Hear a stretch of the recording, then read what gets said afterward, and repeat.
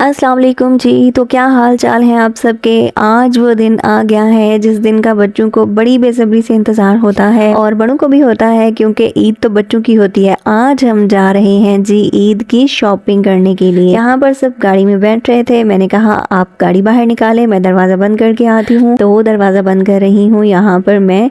आज बच्चे बहुत खुश थे जी, हम बहुत एक्साइटेड थे। आज हम ईद की शॉपिंग के लिए जा रहे हैं। हालांकि इस वक्त रोज़ा लग रहा था थोड़ा सा, लेकिन मौसम अच्छा था तो हमने सोचा कि जो काम जितनी जल्दी निमट जाए अच्छा होता है। और वैसे भी आपको पता है कि बच्चों की एंड दिन तक कोई ना कोई चीज़ रह ही जाती है, और इस वजह से ये चीज़ें कलेक्ट करनी जो है ना बड़ी ज़रूरी होती हैं बच्चों के लिए ख़ास तौर पर। तो फिर ईद तो बच्चों की होती है ना भाई, बच्चों की हम लोगों ने बच्चों की जो है ना चीज़ें नहीं लेनी तो और किसकी लेनी है। लगे हाथ अपने कपड़े भी हम लोगों ने ले लिए। तो यहाँ पर हम गाड़ी में बैठ चुके हैं और हम जा रहे हैं जी बाज़ार बच्चों की शॉपिंग करने के लिए।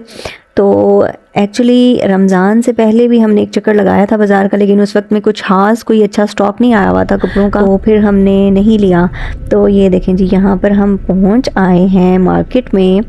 ये सुपर स्टोर है जी हमारा, यहाँ से सब कुछ मिल जाता है एक ही जगह पर। हर चीज़ जो है उन्होंने मैनेज करके रखी हुई है, जूते, कपड़े, मेकअप, बैग्स, सब कुछ जो है यहाँ पर अवेलेबल होता है। मैं शॉपिंग के मामले में बहुत ज़्यादा चूज़ी नहीं हूँ। जिस तरह से औरतें करती हैं ना जी, जाकर सारा सारा दिन दुकान पर बैठ जाना है, सारा स्टॉक खुलवा कर और लेना कुछ भी नहीं होता। एक आधा सूट उनको पसंद आता है और वो लेती है। मैं इस तरह से नहीं करती जी, मुझे बस जाना होता है दुकान पर और देखती हूँ उसमें से जो भी अच्छा लगे वो मैं ले लेती हूँ। और कलर्स के मामले में भी कोई ख़ास जो है वो चूज़ नहीं करती मैं, क्योंकि बच्चों को सारे कलर्स अच्छे लगते हैं। सभी कलर्स जो है ना अच्छे होते हैं और हमें सभी कलर्स पहनने चाहिए। तो यहाँ पर मैं देख रही थी, क्योंकि आगे गर्मी आ रही है, तो फिर मैंने कॉटन और लॉन में ही जो है वो बच्चों की शॉपिंग की सारी। तो यहाँ पर ये ब्लू सूट जो खुला हुआ नज़र आ रहा है, ये मैंने लिया था अपनी छोटी बेटी के लिए। और यहाँ पर मेकअप का काफ़ी सारा सामान था। मेरे हस्बैंड कह रहे थे कि बार बार तुम मेकअप की तरफ क्यों जा रही हो, यहाँ से कुछ भी नहीं लेना, ऑलरेडी काफ़ी कुछ पड़ा हुआ है।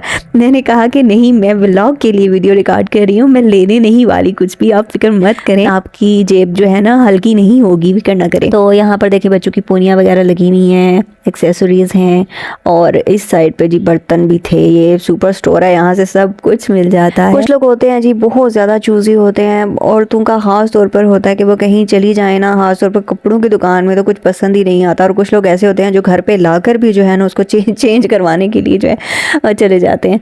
हम लोग ऐसे नहीं है जी, हम सब कुछ पहन लेते हैं। आपकी बहन सिंपल सी है, बिल्कुल सिंपल सी फैमिली से उसका ताल्लुक है, कोई बहुत ज़्यादा कोई ब्रांडेड किस्म के कपड़े नहीं पहनते हम लोग, लेकिन बहुत नॉर्मल भी नहीं होते, बहुत ज़्यादा महंगे भी नहीं होते, दरमियाने से मुतवसत तबके से ताल्लुक है जी हमारा। तो उस हिसाब से हम जो है ना हम चीज़ें ले लेते हैं। ये वाला सूट जो है ना, इसमें येलो कलर मैंने लिया था अपनी बड़ी बेटी के लिए, मुझे ये काफ़ी अच्छा लगा था, फिर मैंने इसको ले लिया। यहाँ पर जूते लगे हुए थे, जूते भी इनके लेने थे। स्कूल का जो एनुअल फंक्शन भी आ रहा था, और उसके बाद न्यू बुक्स वगैरह भी लेनी थी, इनके बैग्स वगैरह भी लेने थे, और न्यू यूनिफॉर्म लेना था। इतनी सारी चीज़ें लेने वाली थी, एक बार में तो ये सारा कुछ कंप्लीट होने वाला नहीं था। तो मैंने इनसे कहा कि अभी फ़िलहाल ईद की चीज़ें कलेक्ट करें, बाकी चीज़ें जो हैं वो हम बाद में लेंगे। और इतना ज़्यादा स्टॉक भी मौजूद नहीं था। दुकान वाले भाई कह रहे थे कि जी अभी हमने स्कूल के लिए तो कुछ नहीं ला कर रखा, सैंडल्स वगैरह भी स्कूल वाले नहीं आए, तो इसलिए हम बाद में लेकर आएंगे। तो यहाँ पर हमारी सारी शॉपिंग कंप्लीट हो चुकी थी। हम यहाँ पर वापस जाने के लिए गाड़ी में बैठ रहे थे, और ये है जी हमारी सारी शॉपिंग, ये आपको नज़र आ रही होगी। तो कुछ जो चीज़ें हमने जो लेनी थी वो हमने सारी ले ली। ना करते हुए भी जी 2 घंटे हमें लग गए, और रोज़ा बहुत ज़्यादा लग रहा था, क्योंकि शॉपिंग बड़ा मुश्किल है जी, रोज़े में शॉपिंग करना बहुत मुश्किल है। तो यहाँ पर हमारी शॉपिंग कंप्लीट हो चुकी है। अब हम जा रहे हैं वापस घर की तरफ, और घर जाकर इफ्तारी भी बनानी थी। आए कोई बंदा इतना भी नहीं करता ना जी कि रोज़ा रखा हुआ है बाहर से एक दिन ले आए इफ्तारी, जो है वो घर का ही खाना है, बाहर का पसंद ही नहीं आता इन लोगों को। तो यहाँ पर ये सारी चीज़ें मैंने उठा के मारी बेड पे, और मैंने बोला कि मैंने बाद में संभालूंगी। बच्चों के स्कूल बैग्स हमने ले लिए थे बुक्स के लिए, क्योंकि बुक्स नहीं लेनी थी और उनको रखने के लिए जगह नहीं थी, पुराने बैग्स जो भर चुके थे बच्चों के। तो यहाँ पर देखें जी, मैंने वो कहते हैं कि 120 की स्पीड से शुरू कर दिया है काम। एक साइड पर मैंने चावल रखे हुए थे, आज मेरा जो है पुलाव के साथ शामी कबाब बनाने का मूड हो रहा था, काफ़ी दिनों से दिल कर रहा था, और मेरी जो पसंद की बारी नहीं आ रही थी। बस बच्चों की पसंद का बना लो जी, और अपने हस्बैंड की पसंद का बना लो। अपनी बारी तो आती नहीं है ना, तो आज मैंने ठानी हुई थी कि मैंने आज कबाब बनाकर ही छोड़ने हैं। तो मैं यहाँ पर मसाला वगैरह पहले से मैंने रेडी करके रख लिया था, जाने से पहले ही मैंने ये बॉईल करके रख ली थी सारी चीज़ें, क्योंकि मुझे आज पता नहीं था कि आज ही हम लोगों का जाना होगा, क्योंकि मेरे हस्बैंड जो हैं थोड़े से बिज़ी थे आजकल। तो फिर उन्होंने मुझे कॉल की स्कूल से ही कि तैयार हो जाओ जल्दी से, आज बच्चों के कपड़े ले आते हैं।